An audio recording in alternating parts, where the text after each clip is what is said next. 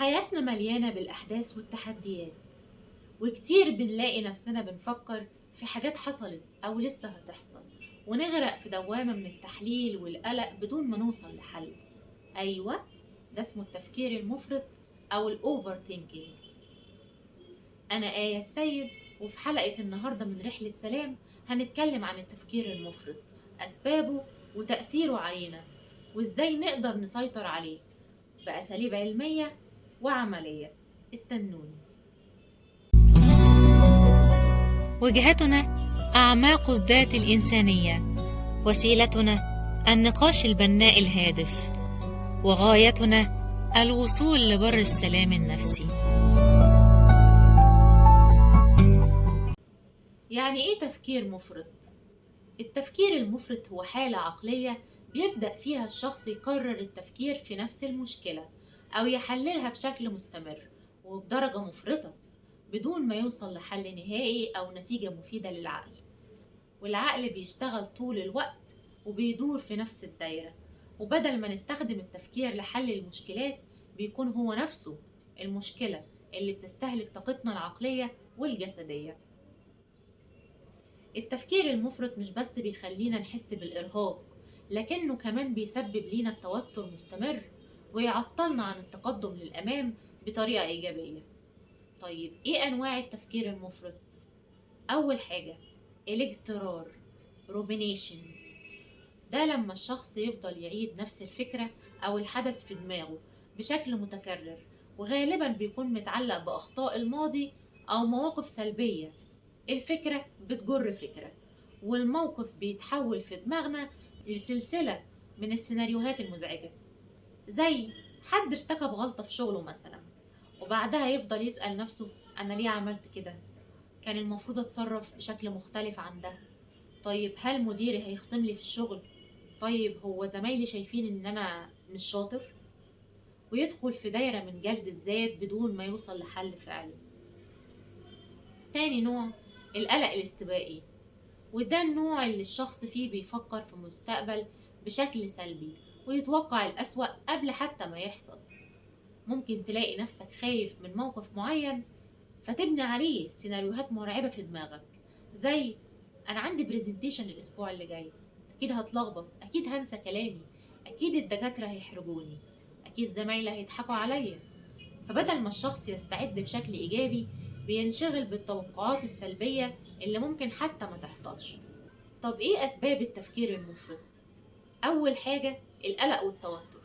الأشخاص اللي عندهم مستويات عالية من القلق غالبا بيلاقوا نفسهم في تفكير زايد، لأن عقلهم دايما بيدور حول توقع الأسوأ. تاني حاجة عدم الثقة بالنفس. الشعور بالضعف أو عدم الأمان بيخلينا نفكر كتير قبل أي خطوة، خوف من الفشل أو الانتقاد. تالت حاجة حب الكمال والمثالية، والرغبة إن كل حاجة تكون مثالية بتخلينا نحلل التفاصيل بشكل مبالغ فيه، وده بيستهلك طاقتنا بدون داعي. كمان الصدمات النفسية، بعض الناس عندهم تروما من أحداث سابقة، وده بيخليهم يكرروا التفكير فيها كأنهم بيحاولوا يفهموا اللي حصل أو يمنعوا إنه يحصل تاني. كمان الضغط المجتمعي، لما يكون في توقعات كبيرة من الآخرين علينا بنفضل نفكر: هل إحنا قد التوقعات دي ولا لأ؟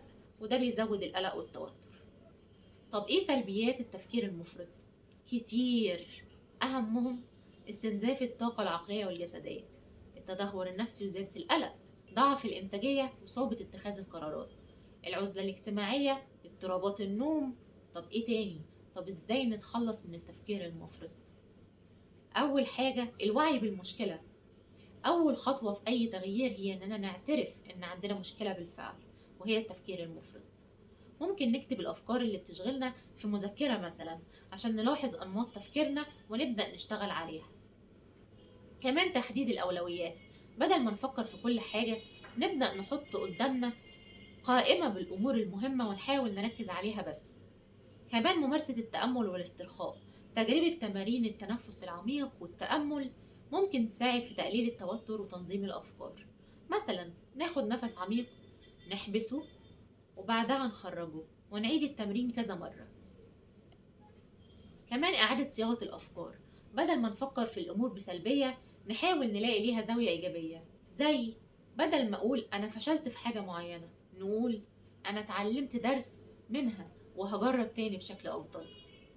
كمان التحدث مع الآخرين، لما نحس إننا تايهين في أفكارنا نحاول نتكلم مع حد بنثق فيه، سواء كان صديق أو شخص قريب لينا. كمان وضع حدود زمنية للتفكير، ممكن نحدد وقت معين للتفكير في مشكلة معينة وبعدها نوقف التفكير ونبدأ نشتغل أو نمارس حاجة مفيدة. كمان ممارسة الرياضة، التمارين الرياضية زي المشي أو الجري بتساعد جدا في تقليل القلق وتنشيط الدماغ. كمان البحث عن دعم نفسي، لو حسينا إن التفكير المفرط بيأثر على حياتنا بشكل كبير ضروري نلجأ لمختص نفسي يساعدنا في التعامل مع المشكلة. وأخيرا، التفكير المفرط هو عدو خفي بيمنعنا من التقدم في حياتنا، لكنه مش نهاية العالم.